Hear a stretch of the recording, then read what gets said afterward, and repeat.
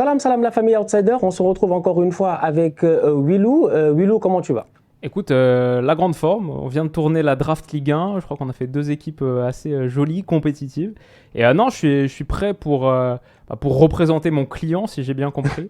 Je crois que ça va être assez envenimé. Yeah, c'est assez compliqué. Effectivement, on vient de sortir d'une vidéo beaucoup plus relaxe en fait, beaucoup plus tranquille, beaucoup plus joyeuse, qui était celle de la Draft Ligue 1. La dernière fois, vous avez apprécié celle de la Première Ligue, donc celle de la Ligue 1 sera bientôt en ligne, si elle n'est déjà en ligne.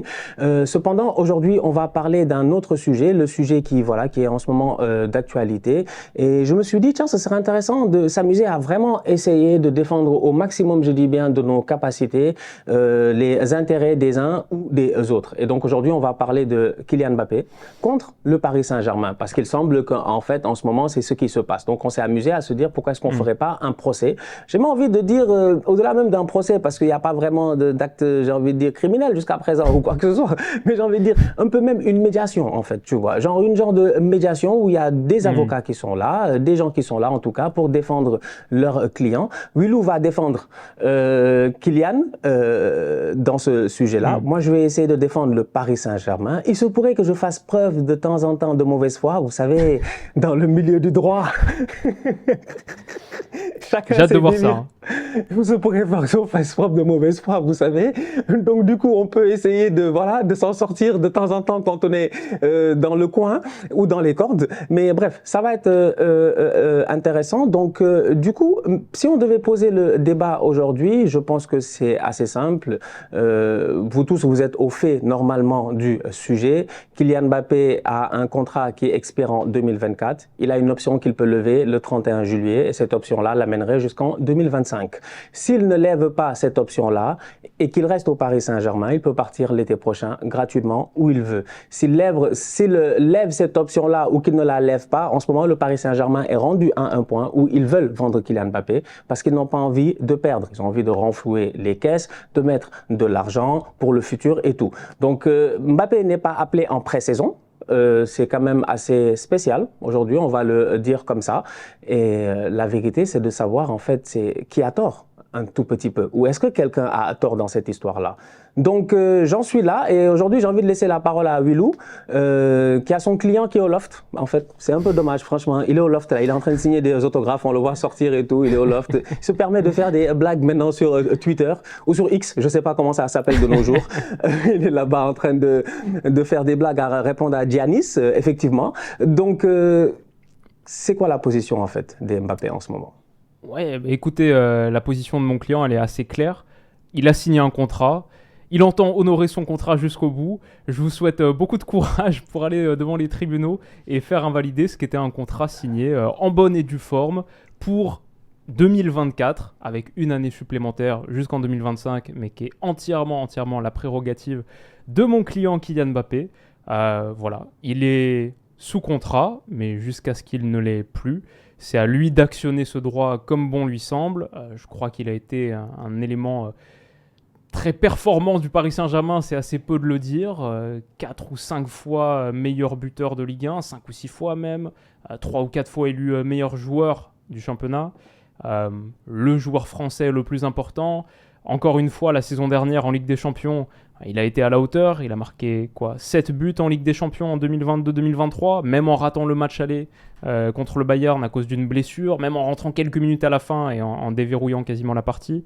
La saison d'avant, pareil, 6 buts, 6 passes D, 12 contributions décisives. Je crois que les échecs à répétition du Paris Saint-Germain ne sont pas le fait de mon client qui à chaque fois donne son maximum. Force est de constater qu'une équipe performante n'a pas été bâtie autour de lui. C'était la condition pour qu'il prolonge d'une année supplémentaire. Ce n'est pas le cas. C'est désormais à lui d'aller gagner les titres qu'il mérite de gagner ailleurs.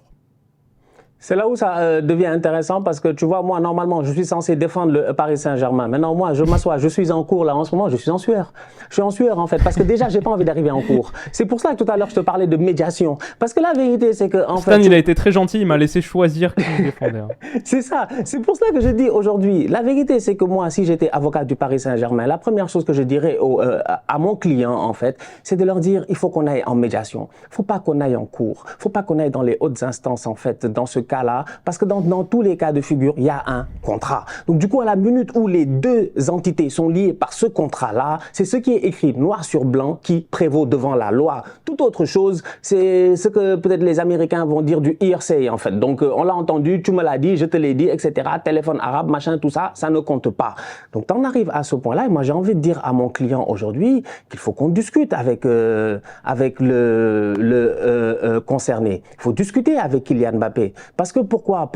Tout simplement parce que la décision aujourd'hui du Paris Saint-Germain, de mon client, et j'ai envie de l'expliquer réellement, de mettre Kylian Mbappé au loft, n'est pas une décision qui fait plaisir. C'est pas une décision qui fait plaisir. Pourquoi? Parce que Kylian a été un joueur qui a été respecté, je dis bien, par son institution. Ça, c'est une chose qu'il faut prendre en considération et c'est une chose qui est très, très importante. Aujourd'hui, dans le monde du football, de nos jours, je pense que le respect, il est très important et il doit être mutuel. Kylian Mbappé, dès qu'il est arrivé de Monaco, on lui a donné tout ce qu'il fallait. Il est arrivé en même temps que Neymar et pourtant, si je ne me trompe pas, même si de temps en temps, il s'est senti un tout petit peu, je sais pas, il s'est peut-être senti, c'est à lui de nous le dire, il s'est peut-être senti non favorisé par rapport à Neymar. Moi, je pense que l'institution a toujours été juste. Les contrats qu'il voulait, on les lui a donnés. La raison même pour laquelle on est là dans cette situation-ci, la raison pour laquelle aujourd'hui mon client a les menottes dans les mains, en fait, c'est ça qui est dommage. Mon client est menotté, il est menotté par le vôtre, tout simplement parce qu'il a fait preuve, je dis bien, de respect, d'honnêteté, parce qu'il a cru, je dis, en ce projet-là. Il a cru en Kylian Mbappé. Il s'est dit que Kylian Mbappé, je peux lui donner ce qu'il veut parce que Kylian ne me trahira pas, parce que Kylian ne me laissera pas, parce que Kylian ne se permettra pas, à 25 ans, je dis bien, de quitter le Paris Saint-Germain gratuitement. Ça, c'est un coup bas. Ça, c'est des choses qu'on ne met pas dans un contrat. Ça, c'est du gentleman agreement que deux personnes peuvent avoir. Et c'est là où aujourd'hui je dis à mon client qu'on ne peut pas aller en cours. C'est une vérité. On ne peut pas aller en cours. On ne peut pas aller en cours parce que ça devient compliqué. Parce que si tu vas en cours, il faut des faits. Mais aujourd'hui, on parle plus de moralité. C'est plus de la moralité. Kylian, je le répète encore une fois, a été respecté. Les contrats qu'on lui a donnés sont des contrats qu'il n'aurait eu nulle part, je dis bien, dans le monde. Lui-même, il en est conscient. Même le contrat qu'il a en ce moment, il ne l'aura certainement pas, je dis bien, au Real Madrid. Donc, il y a un effort qui a été fait. Donc, c'est normal que le club se sente frustré, que le club se sente déçu. Aujourd'hui, moi, je pense, et je le répète encore une fois, que c'est une médiation. Kylian doit revenir un tout petit peu vers nous. Kylian doit penser à nous. Il doit penser à tous ses supporters. Il doit penser à tous ses supporters en ce moment, qui eux aussi sont pris en otage. Le club est pris en otage, mais le club doit réagir. Nous sommes obligés de réagir. Dans les limites du droit. Par intérêt pour l'image, effectivement, de mon client, ce que tu dis sur l'image auprès des Français, ce retentissement en France, pour Paris, c'est effectivement très vrai. On n'a pas envie que l'image de Kylian soit écornée, comme elle l'est un peu actuellement par le PSG qui utilise un peu de tous les stratagèmes pour le faire passer pour un assoiffé d'argent. Il y a de la communication dans l'équipe. Non, votre honneur. Comme quoi, votre honneur. Objection. Ce salaire mirobolant d'Al Hilal qui arrivera jamais, toucher la clause de fidélité ou je sais pas quoi, de loyauté, machin. C'est tout ce qu'attend Mbappé avant de partir libre. Bon, il y a beaucoup de manipulations. Bon, déjà, le fait de l'exclure de la tournée de pré-saison, vous avez de la chance, ça c'est légal, mais uniquement jusqu'au 31 août. Après, en pleine saison, il faudra le réintégrer. Il devra être logé exactement la même enseigne que tout le monde. Entraînement collectif, ça c'est la charte des footballeurs. Ce que je vais dire, c'est qu'effectivement, moi je ne suis pas contre une médiation parce qu'on n'a pas envie non plus que ça se finisse trop mal avec un club qui compte pour Kylian, qui compte énormément à ses yeux, qui compte depuis de nombreuses saisons maintenant. Il est un enfant de cette ville. Il n'a pas envie que ça se finisse mal à Paris et en France. Mais je vais dire que pour avoir une médiation qui fonctionne, il faut que ce soit une médiation tripartite. En fait, il manque quelqu'un là. Il manque quelqu'un dans cette médiation. Il manque M. Florentino Pérez. Parce qu'en l'absence d'un représentant du Real Madrid, en fait, le Real Madrid détient une grande carte aussi dans toute cette négociation. C'est que si le Real veut simplement attendre que Kylian Mbappé soit libre l'été prochain, voilà, c'est ça le gros problème. Si demain le Real arrive et se dit « Ok, je suis prêt à mettre 150 millions et on n'en parle plus », bon, là je pense que tout le monde peut trouver un accord. Le PSG est content de toucher une indemnité. Kylian Mbappé est très content de pouvoir utiliser une année supplémentaire de sa carrière, sinon il va être un petit peu perdu, on ne sait pas ce qu'il va faire là de sa saison 2023-2024 s'il ne va pas au Real Madrid. Mais en l'état, le Real n'a pas forcément besoin de se jeter sur Kylian Mbappé. Je pense que ce qui se passera à la fin, il y aura une médiation sur la toute fin, et quand le gong menace au mercato estival, c'est toujours un peu la même chose, on se précipite et finalement je pense qu'un accord sera trouvé. Bon aussi parce que le Real quelque part n'a pas trop d'intérêt à passer toute la saison avec Rosselló en pointe, mais voilà, il manque une partie pour trouver un accord qui correspond à tout le monde. En même temps, je pense que cette partie, ça l'amuse doucement pour l'instant de voir votre client souffrir. Florentino Pérez est assez rigole dans son bureau. Oui, c'est ça le problème. C'est exactement ce que j'allais vous dire, maître, parce que pour avoir travaillé avec Florentino Pérez, je peux vous dire que ce matin, il a pris son café. C'est un vicieux, il a pris son café, il a regardé tranquillement en fait ce qui se passait et puis il est passé à autre chose. Lui, il a aucun stress en ce moment. Je vous l'ai dit, il attend le 31 août, il va venir avec son offre à 2 millions, on va rien comprendre.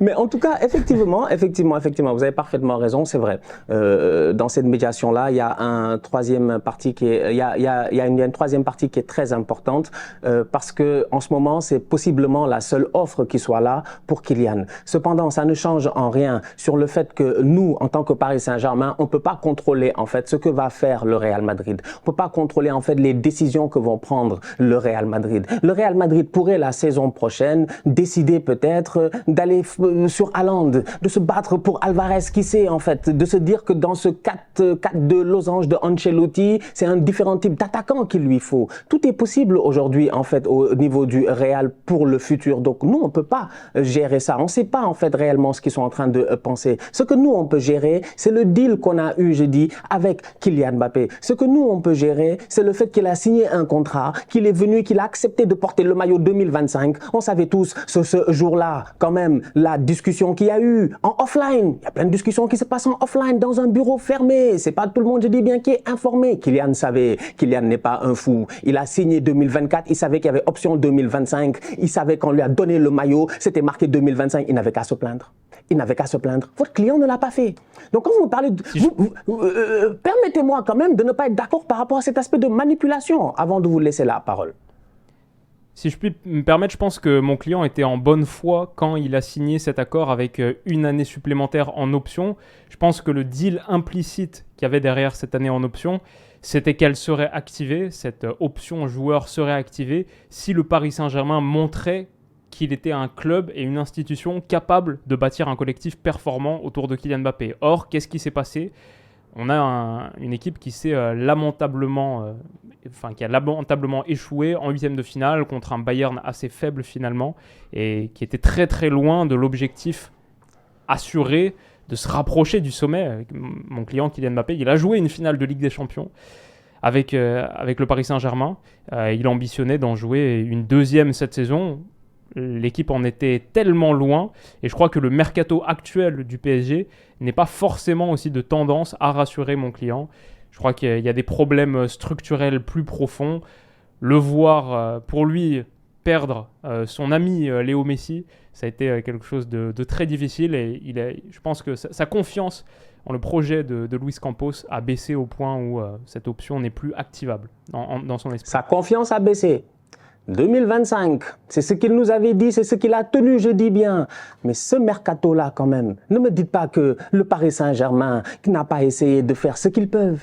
Mais le football, en fait, il n'y a rien de clair, il n'y a rien de linéaire, il n'y a rien de rationnel en tant que tel. Combien de temps ça a pris à Pep Guardiola avant de gagner une Ligue des Champions? Combien de temps, je dis, ça a pris à pas mal de coachs quand ils sont arrivés dans des projets pour arriver à même faire une finale de Ligue des Champions? Et pourtant, c'est des clubs qui ont les moyens. Donc aujourd'hui, en fait, votre client, il nous fatigue. La vérité, c'est qu'il nous fatigue. À un moment donné, il commence vraiment à nous fatiguer. Moi, je vais commencer à péter. La médiation est en train de très mal tourner. Je vais commencer, je dis bien, je vais commencer à péter des câbles ici parce que votre client n'est pas sérieux. Franchement, le Paris Saint-Germain a essayé. Le Paris Saint-Germain, c'est là, cet été-là, si je ne me trompe pas, quand ils ont présenté Mbappé, ils ont présenté Messi. Ils ont tenté. Mais que veux-tu?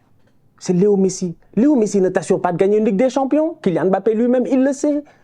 Christophe Galtier non plus. Oui, mais quand même, tu tu as essayé à différents paliers. Christophe Galtier venait d'être champion de France. Tu te disais peut-être que dans un... Est-ce que vous pensez honnêtement que le projet que vous construisez depuis plusieurs saisons est à même de s'approcher de la hauteur qu'est la Ligue des Champions? Est-ce que c'est une équipe qui ressemble à une équipe qui remporte la Ligue des Champions? Quand on regarde à quoi ressemblait le Manchester City de cette saison, même le Real Madrid de la saison précédente, est-ce que le PSG ressemble de près ou de loin à ces équipes-là? Et donc, est-ce que le PSG était bâti suffisamment bien pour permettre à mon client d'assurer son objectif principal et de lever cette option? Oui ou non?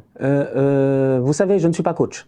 Donc, moi, je suis avocat à la défense au barreau, au barreau de Montréal. Faut pas venir me fatiguer en me disant est-ce que l'équipe, elle est truc ou pas. Écoutez, objectivement parlant, on a essayé. Après, que voulez-vous que je vous dise? Quand tu vas chercher Sergio Ramos, quand tu vas prendre ce Sergio Ramos là, avec l'expérience qu'il a, et que tu te dis que tu as un Presnel Kimpembe qui est là, tu as un Marquinhos qui est là, et que peut-être que Sergio Ramos, parce que ces deux-là, tu leur fais confiance, tu te dis que Sergio Ramos est capable d'amener ce quelque chose, cette mentalité de gagne, ce mental-là qui manquait à l'équipe. Pour moi, tu as essayé de faire quelque chose, en fait, tu vois. Quand tu vas chercher le meilleur joueur au monde, Léo Messi, en te disant que tu vas lui donner un contrat faramineux pour le mettre à côté de Kylian Mbappé, pour moi, tu as essayé quelque chose en tant que tel, tu vois. Il y a eu peut-être quelques autres erreurs qui se sont passées, mais tu as tenté quand même Donnarumma, un excellent gardien de but. Le PSG l'a acheté, il ne serait pas resté au Milan AC encore une fois plus d'1 an. Donc en fait, à un moment donné, il y a eu des choix qui ont été faits pour construire cette équipe-là au moment où Kylian a signé le papier. C'est pour ça que je dis qu'il ne faut pas que Kylian il vienne nous énerver, parce qu'on a fait des efforts. On a fait des efforts, mais que voulez-vous? Mais chaque année, il y a des gars, ils construisent des équipes, mais il y a une seule qui gagne, la Ligue des Champions. Ou sinon, c'est le Real. Beaucoup d'efforts. Donc, il y a des efforts. Et en plus de ça, votre client nous a... Mais votre client, avec ses demandes faramineuses, qui ne pense même pas peut-être au fair play financier et tout ça, mais votre client nous a... Aujourd'hui, on lui a tout donné. On lui a tout donné. Et à force de tout lui donner, finalement, on ne peut pas aussi se permettre de faire ce qu'on veut sur le marché des transferts. C'est la raison pour laquelle on revient à cette idée de moralité-là en disant, quand on t'a tout donné pendant près de 5 ans, voire beaucoup plus, à un moment donné, toi aussi, ne pars pas comme ça. Ne pars pas comme ça, ne pars pas comme un voleur. Kylian, ne pars pas comme un voleur, Kylian. Ne nous laisse pas tomber. Ne nous laisse pas tomber. Quand même, pars. Et pour pouvoir revenir au parc quand tu veux. C'est ça que j'aimerais que votre client y fasse. Qu'il nous permette, nous, de pouvoir toucher un tout petit peu pour aussi essuyer toutes les conneries qu'on a faites. Hein. Ça aussi, il faut le dire. Oui, parce que le salaire de mon client Kylian Mbappé est assez élevé, mais quid du salaire d'autres clients, messieurs Julian Draxler, Leandro Paredes, Mauro Icardi, que vous avez rémunérés à des hauteurs considérables, qui ont significativement pesé sur le fair play financier, sur vos moyens eu égard du fair play financier.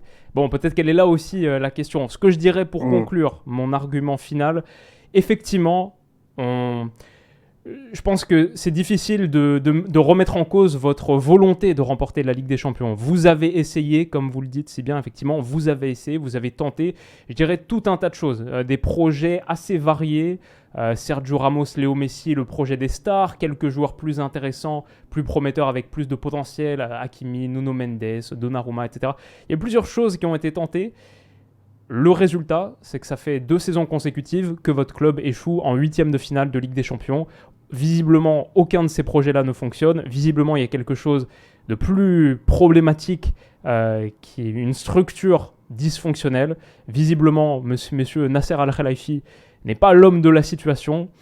Monsieur Kylian Mbappé, mon agent, mon client Kylian Mbappé en tire les conclusions et se retire définitivement du club pour aller signer au Grand Real Madrid. En tout cas, peut-être. On verra parce que si c'est pas Al Hilal. En tout cas, c'est effectivement une situation très très complexe. Moi, je suis chaud pour trouver un accord tripartite et que tout se finisse bien. Je pense que le PSG mérite une indemnité pour finir de manière un petit peu plus conciliante.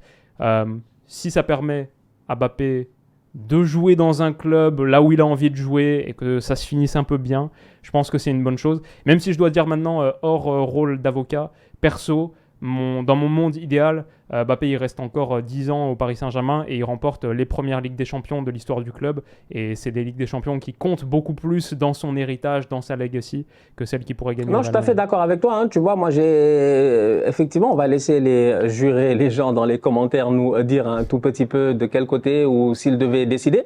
Ils allaient décider plus pour le camp de Wilou ou le camp du Paris Saint-Germain, le camp de Mbappé ou du PSG. Mais la vérité, c'est que tu vois, quand tu prends ça avec un peu de recul et tout, tu te dis, le club s'est un tout petit peu mis dans cette situation-là aujourd'hui. Maintenant, tu as un gars qui est capable de les aider et de les sauver. C'est réellement Kylian, en fait, parce que la vérité, à la fin de la journée, c'est que c'est lui qui doit prendre cette décision-là. Mais il faut que le Real joue le jeu aussi. C'est ça qui est un peu complexe. Il faut que le Real soit prêt à mettre 120 millions, 130 millions. Il faut qu'il soit sympa, en fait, tu vois. Donc après, je sais pas, il faudrait...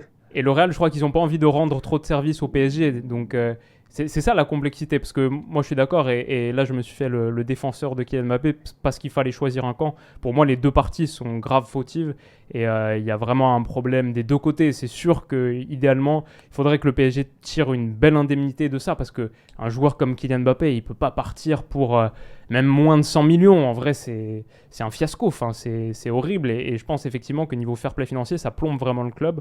Que Kylian Mbappé, il ne doit pas plomber le club qui lui a tant donné aussi. Donc c'est un vrai problème, mais le Real Madrid a peut-être la plus grande carte dans tout ça. Peut-être la solution, l'espoir pour Paris, c'est que le Real, là, ils n'ont pas de neuf. Enfin, ils n'ont que Rosselló, parce que tu ne peux pas faire toute une saison avec juste un neuf. Et ils ont abandonné les autres dossiers. Ils sont plus sur Harry Kane, alors qu'à une époque, on en parlait. Donc pour moi, ça veut dire ils veulent faire, et ils vont faire, je pense, Kylian Mbappé avant la fin de l'été. Juste, je pense que ce sera à prix cassé, parce qu'il restera plus que quelques jours dans le mercato. Et ça va être un moment de bluff contre bluff, game of chicken, quoi. On verra ce que ça donne, mais ouais, c'est pas une belle histoire. Non, malheureusement, c'est pas du tout une belle histoire. Mais j'ai même l'impression que, d'ailleurs, en passant rapidement, que Carlo Ancelotti se prépare même déjà à son arrivée, parce que je trouve que ce nouveau système-là te permet de pouvoir jouer effectivement avec carrément Vinicius Mbappé en attaque. Tu peux faire Bellingham, Vinicius Mbappé, en fait. Dans ce nouveau système-là, tu peux faire toute combinaison que tu veux, parce que les gars ont beaucoup plus de largeur. Au lieu d'être dans un 4-3-3 classique avec un 9 et puis deux ailiers, où tu te dis, bon là, tu as techniquement deux gars qui jouent côté gauche, donc est-ce que l'autre va se recentrer, est-ce qu'il va plus dézoner? Là, tu peux vraiment créer, je dis bien, un bon quadrillage sur le terrain, je trouve, avec ce nouveau système. Donc, on va voir ce que ça va donner. Mais ouais, on a hâte de voir l'épilogue. Franchement, la fin, quoi. Franchement, la fin de cette histoire-là. Dites-nous en commentaire ce que vous en pensez, en attendant de voir ce qui va se passer. Jusqu'à présent, Kylian n'a pas parlé. Moi, j'attends que ça, en fait, qu'il parle. Je me dis, bon, il va pas rester là pendant encore 10 jours tout seul et ne pas parler, ce qui est fort possible aussi. Donc, quand est-ce qu'il va parler? Est-ce qu'il va parler? Et s'il ne parle pas, quelles sont les conséquences aussi de cela? Tu vois, ça aussi, c'est autre chose. Donc, s'il ne parle pas, est-ce que le Real va réagir? Est-ce que, je ne sais pas. Franchement, je mets un gros point d'interrogation dans cette situation-là. Mais effectivement, je ne pense pas que ça se règle en cours. Je pense que ça se règle en médiation. 3 personnes assises autour de la table et ils essaient de trouver une solution. Willow, un dernier mot? Ouais. Non, je pense que tu as raison, c'est exactement ça. Apparemment, le PSG et le Real Madrid parlent par intermédiaire. Là, il y a quelques agents qui essayent de faire la communication. C'est sûr que c'est un triangle. C'est un triangle total parce qu'en plus, Mbappé, il veut que le Real Madrid. Il n'a pas aidé le PSG en disant ça aussi. Parce que sinon, on pourrait jouer un peu avec la pression de Manchester United pour permettre au PSG d'avoir une indemnité. Ce qui m'intéresserait aussi, c'est d'avoir un petit peu plus de nouvelles sur l'état financier du Real Madrid. Genre, jusqu'à combien ils peuvent monter en fait. Peut-être qu'il y a ça aussi parce qu'il y a quand même eu la rénovation du Santiago Bernabéu et tout, donc ils ont quand même mis 100 millions sur Bellingham. 100 sur Tchouaméni l'année d'avant. Voilà. Donc quelle marge est-ce qu'il leur reste vraiment aussi? Ça se trouve les 150-200 millions, c'est pas qu'ils veulent pas parce qu'ils le veulent libre, ça se trouve ils peuvent pas. Donc j'aimerais bien savoir ça aussi, ce serait un élément intéressant. C'est cool, voilà. On va continuer à suivre la suite de l'affaire. La famille, on vous laisse la place en commentaire. D'ici là, continuez à liker, on continue à partager. On se capte cette semaine en plus, normalement, ou la semaine prochaine en tout cas, pour une nouvelle vidéo. Ça va aller très très vite en termes d'enchaînement. La prochaine vidéo sera assez intéressante. C'est un duel des tocards. Ça ne veut pas forcément dire que c'est des tocards, mais c'est un duel des tocards, tu vois. Donc voilà, j'espère que vous serez là. N'oubliez pas d'aller voir la Draft Ligue 1 qui est sortie ou qui va bientôt sortir sur la chaîne de Wilou. Et puis voilà, on continue à liker. Ah ouais? Juste précision, c'est pas nous les tocards. Hein. Non, c'est un duel de 2 joueurs qui sont des tocards. Tu vois, pour voir c'est qui le plus grand tocard. Donc ça peut être intéressant. La famille, on se capte très bientôt pour une nouvelle vidéo. D'ici là, on continue à liker, on continue à partager, on s'abonne, on s'abonne, on s'abonne. On est ensemble, on reste en santé, c'est le plus important. Tous outsiders. Bisous.